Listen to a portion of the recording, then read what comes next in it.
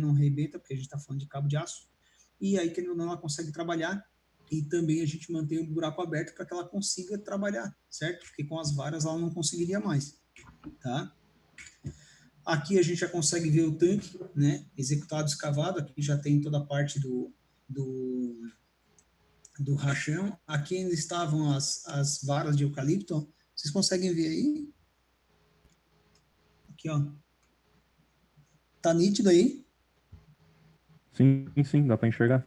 Então, aqui é a mesma coisa, ó. Aqui dá para ver, ó. Aqui, lógico, talvez para vocês aí não vai dar, mas o cabo de aço está passando bem aqui, ó. Ele está indo lá atrás e passa pelo lado de lá da estaca e vai lá atrás também. Aí a gente amarrou ele lá. E aqui está vindo outro também que passa atrás dessas estacas e vai lá atrás. É onde a gente está sustentando essas estacas em pé e aí nós puxamos ela para lá. Agora, olha só, lembra que eu falei para vocês, você tem que deixar uma folga para poder trabalhar atrás, ó? Aqui está a folga, tem folga também, tem folga ali atrás, é que a pessoa precisa trabalhar atrás dessa parede aqui, né? Então, olha aqui, ó, a diferença de corte que a gente deu aqui. Por quê? Uma que a gente precisa desse poço, outra que a gente precisa da folga para trabalhar, né? E aí isso aqui tu tem que considerar no volume que tu vai tirar fora. Aí no caso, né, para te ter o empolamento junto. Não pode calcular só o volume da caixa exato, porque não, tu não vai conseguir escavar o volume da caixa exato, tá? Outra coisa que vocês têm que ter noção é isso.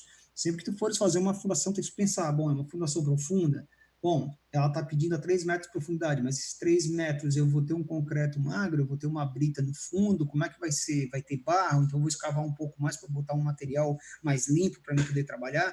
Aí vocês não passam trabalho de ter que estar tirando o excesso de material na pá, entendeu? E perdendo tempo. Então tudo isso tem que mensurar. Pode ver, ó, aqui foi tirado um pouco de material a mais, foi botado o rachão, depois foi feito o concreto no fundo, certo? E eu estou no nível do fundo certo, mas isso eu já levei em consideração do meu nível do gabarito para baixo. Ah, era quanto? Era 7 metros, então eu deixei lá 7,50, digamos assim.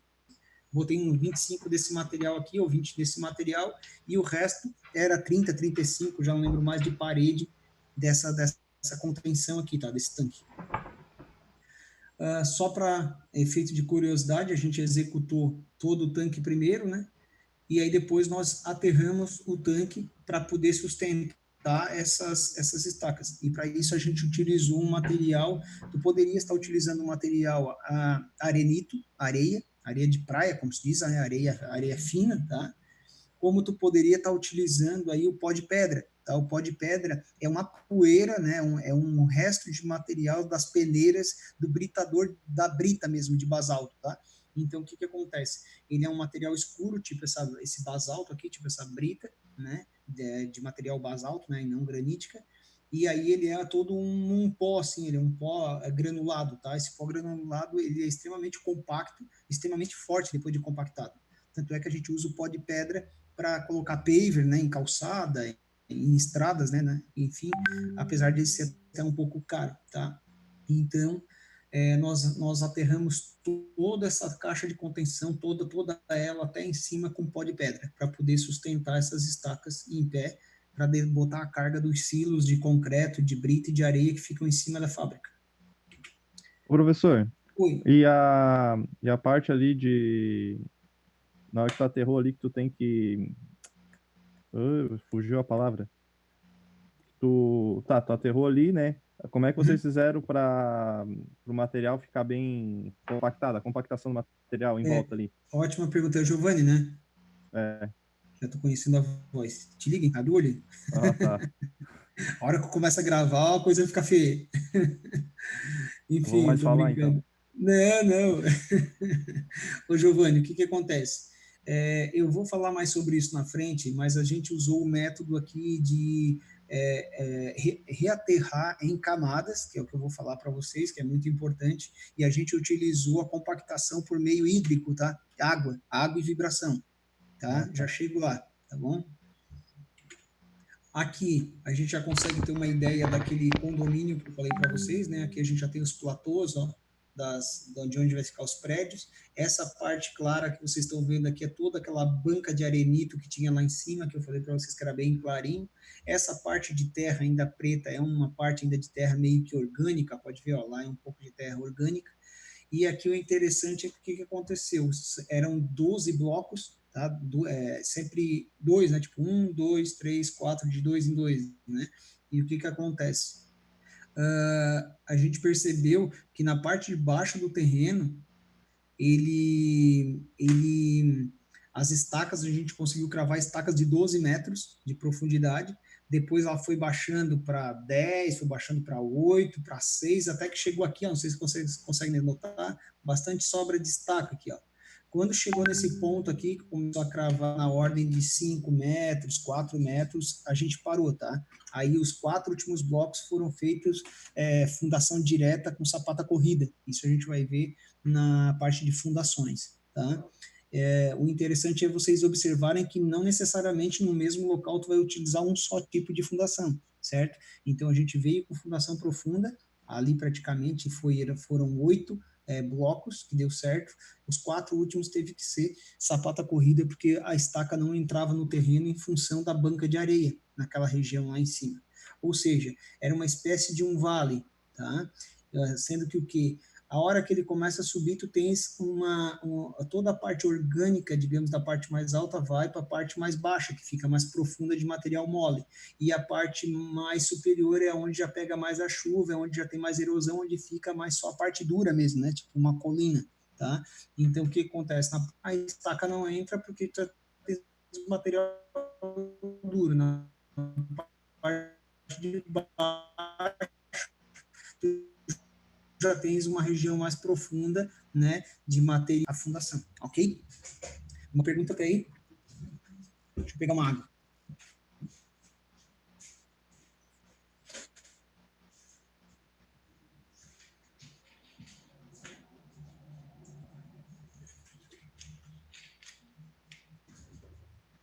A hora que cair, a gente entra lá na aula 2, tá? Certo. Então, agora o que acontece? Eu expliquei para vocês quando a gente faz uma escavação e tu tens um empolamento, certo? Só que nós temos também o lado oposto. Quando a gente não tem uma situação que a gente vai escavar, normalmente uma fundação é um local baixo. Então, tu precisa aterrar, tá? Existe um empolamento para o aterramento, tá? Para aterro, não existe empolamento, tá? Simplesmente o que a literatura diz, que independente do tipo de material, ou seja, independente do tipo de solo, tu vai utilizar um percentual de aterro a mais. Por quê? Porque se tu tiver que aterrar uma piscina, digamos, essa piscina, vamos falar num quadrado, né? Essa piscina é 10 pés por 10, certo? Se tu calcular que tu vai precisar de um material de 10 por 10 por 10, esse material que está se calculando, ele é frouxo. Quando tu começar a botar dentro da piscina e tu começar a colocar camadas de 30 a 20 centímetros no máximo e compactar mecanicamente ou de outra forma com água, talvez, dependendo do material, ou por vibração, o que isso vai acontecer? O material ele se acomoda e ele diminui o volume, concorda? Que tu bota uma camada de 30 centímetros e depois tu bate, talvez ela vai para 25 ou 20 centímetros de espessura. Por quê? Porque tu compactou, certo? Então, se tu calcular que tu vai precisar de um volume de 100%, 10 por 10 por 10, vai faltar esse material. Então, para não faltar, tu tem que colocar e esse algo a mais, a literatura, né, recomenda que a gente utilize, certo? Eu tenho que aterrar um local lá que eu vou precisar lá de metros cúbicos de material. Então, tu vai ter que pegar e fazer o quê? Tu vai ter que conseguir multiplicar, né, a crescer 30 por 1,30, certo? Aí tu vai ter o volume necessário. Por quê? Porque esse material ele vai assentar, ele vai talvez se autocompactar com o tempo e ele não vai ser suficiente para te aterrar aquele local, tá? Então tu precisa desse 30% a mais quando for um aterro. Então, por exemplo, aqui ó, esse exemplo, tu tens de novo H médio, como tu pode ter só um H, certo? É uma piscina. A piscina tem 2 metros de profundidade, 10 por 10 de largura, né? 10 de comprimento, sei lá, 10 de largura, um quadrado por 2 de profundidade. Então, tu tens um H só. Agora, vamos supor que tu tens ali, ó, um barranco, como vocês estão vendo aqui, ó, e eu tenho que aterrar. Então, eu vou ter que achar um H médio disso aqui. Então, de novo, o H médio, o H maior, menor, dividido por 2. Então, tu vai ter o H médio. O H médio tu vai multiplicar pela área do local, a área em planta desse local. Tu multiplicando a área vezes o H médio, tu tens o volume. Se tu multiplicar por 1,3, né, acrescer 30%, tu vai ter o volume necessário para te botar aqui, desde que o teu aterro, de novo eu friso e de novo eu ressalto, desde que tu coloque esse material em camadas e compacte. Coloca a camada de 20 a 30 centímetros, compacta. Bota mais 20 a 30 centímetros, compacta. Bota mais 20 a 30 centímetros, compacta. Seja com rolo compressor, né, mecanicamente, seja com água, seja por vibração, enfim. Tá? Agora, eu vou aterrar, botei 30%. Se tu só material aqui, vai sobrar material. Não vai ficar reto, vai sobrar material. Por quê? Porque tu não compactou. Ok? Pessoal? Entenderam? Certo? Sim. Sim, sim. Fácil, né? Bem simples. Então tá, vamos lá. Olha só. Até então a gente já falou de corte, né? Escavação. Agora a gente vai falar de aterro, como vocês estão vendo ali. Atenção para o material de aterro ou reaterro, né? Que material seria que tipo de material seria o melhor, tá? Os melhores materiais para te fazer um aterro, tá? Seria de preferência os arenosos, as areias, seja ela fina ou grossa, mista, tá? Esse material tem que ser de que forma? Ele tem que ser isento de detritos, tá? Isento de material pulverulento, né, material orgânico, ou de até entulho, né, pedras e assim por diante, tá? Tem que ser um material bom, caso tu queira estar fazendo uma engenharia e um aterro mesmo de qualidade para te não ter problema. Olha só, camadas sucessivas de 30 em 30 centímetros, né, ou se é pouquinha coisa, né, que é uma área um pouco menor, de 20 em 20 centímetros, devem ser realizadas molhando e apiloando manualmente ou mecanicamente. Então, o que seria o apiloar? Socar, tá? Bater, ok? Claro que tem material que não necessariamente tu molha para ele compactar. Tipo, tem argilas que já tem um teor de umidade bom, que tu bota a camada e bate é o suficiente, não precisa estar molhando. As areias, basta tu jogar água e talvez mexer ela, vibrar ela, que não precisa bater, não precisa fazer mais nada, tá? Ela já tira os vazios, tudo, assim que a água sai, ela senta e firma, tá? Atenção, para reaterro compactado, tá? O que eu quero dizer é o seguinte, sempre que vocês forem fazer um reaterro, passar um barulho aí, sempre que vocês forem fazer um reaterro, vocês têm que prestar atenção o que vocês estão aterrando, tá? Por quê? Porque tem vários casos que tu vai estar aterrando elementos como bloco de fundação, tu vai estar aterrando sapatas, tu pode estar aterrando vigas de baldrame, tu pode estar aterrando cabeceiras de ponte, tu pode estar aterrando cortinas e muros, tu pode estar aterrando algum buraco que tu não retirou a lama de dentro, então tu vai ter jogar um material bom sobre uma lama, e isso depois pode dar um recalque ou pode misturar todo o material e tu ia perder o material. Então isso tem que ser feito uma limpeza antes, tá? E tu tens que estar atento para esse tipo de aterro em elementos desse tipo para te não estar comprometendo esse tipo de estrutura. Mas como, professor? É um bloco de concreto, não interessa? Dependendo da força que tu botar nesse bloco, tu vai quebrar a estaca, por exemplo, certo? Chegou algum sinal para vocês aí? 9 Chegou? minutos. 9 minutos. 9? Tá, então tá bom. Tipo assim, ó, é uma sapata. Tá, mas e se essa sapata for uma sapata com colarinho alto, né? A hora que tu lançar o material, descarregar um caminhão ali, é capaz de tu tombar ela. É 2 palitos para te tombar, né? A cortina. Cortinas, igual aquela que eu mostrei para vocês ali daquela obra lá, que eu vou mostrar ainda também na frente. Cortina, o que é o mais comum de tu ver tombada. E é a coisa mais feia do mundo quando tomba. Porque a cortina, normalmente o pessoal acha que é uma estrutura grande, não precisa escorar. E tu vai lá e toca a terra do outro lado dela. É 2 palitos para cair, tá? Cabeceiras de ponte, então, é normal tu ir lá aterrar a cabeceira da ponte, né, e mandar fazer a ponte metálica ou a ponte pré-moldada, chega lá na hora tu vai botar a viga ou a estrutura, ela não encaixa. Por quê? Porque o vão diminuiu. Por quê? Porque tu traz uma região extremamente mole embaixo, sobre pilotice, normalmente é estacas, né? É fundação profunda. Só que, querendo ou não, é um local que a argila pura é mole. Aí tu bota lá cargas e começa a bater né, começa a passar rolo compressor, começa a descarregar lá com carretas lá de 24 metros cúbicos, isso dá uma movimentação grande no local, sem dizer que expulsa água. Expulsando água, tu mexe na tua estrutura, na tua cabeceira, tá? Vamos dar uma olhada nisso.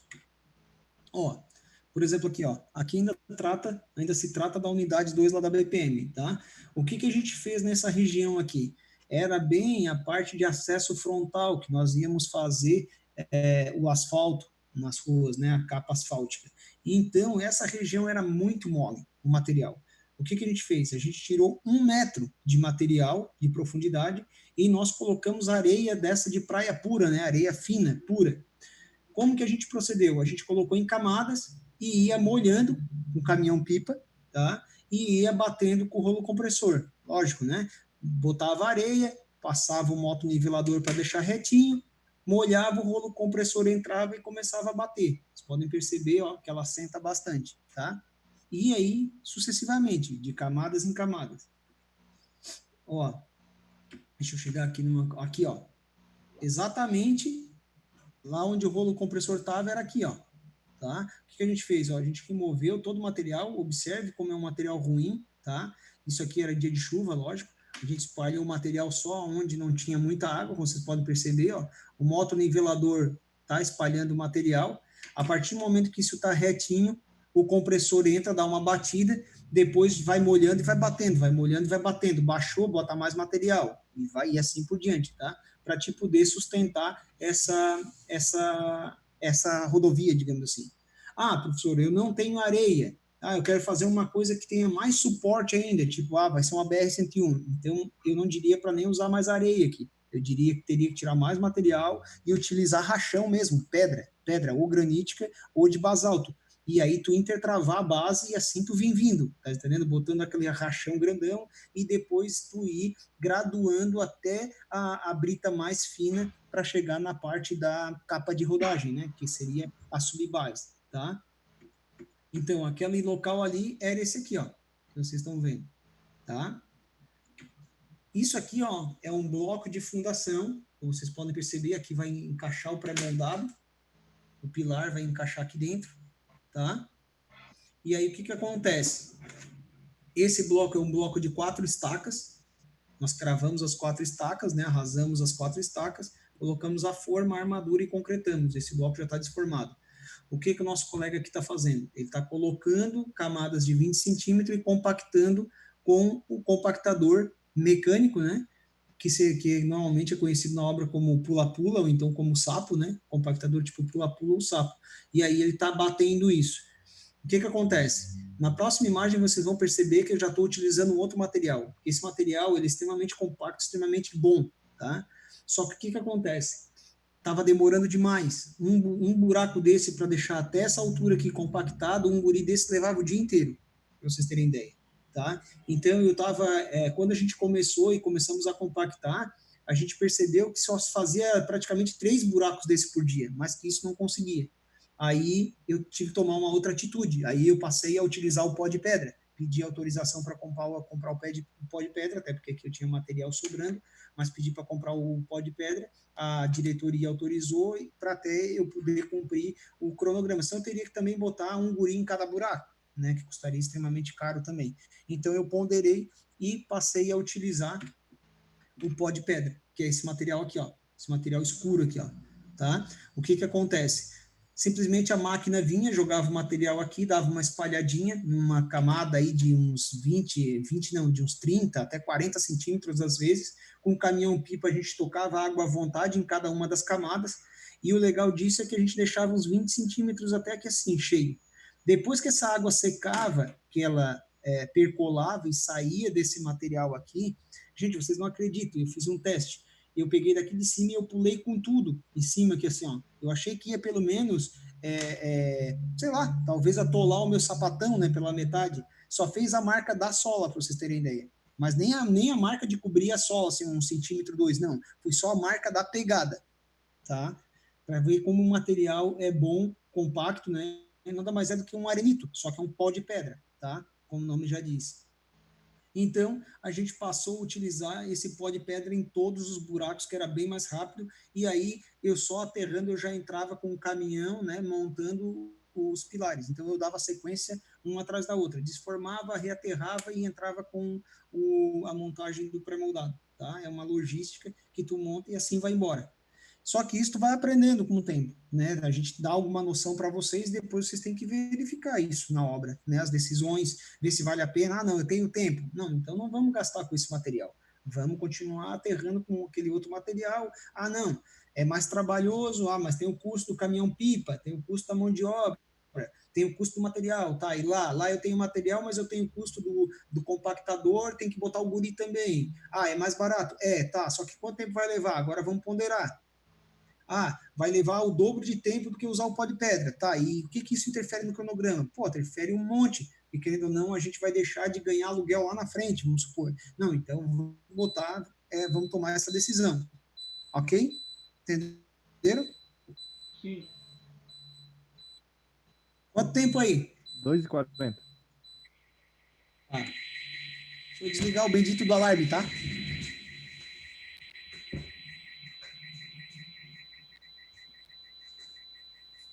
Um dia desse ainda vai ser alguém invadindo a sala. Os caras nem vão lá, né?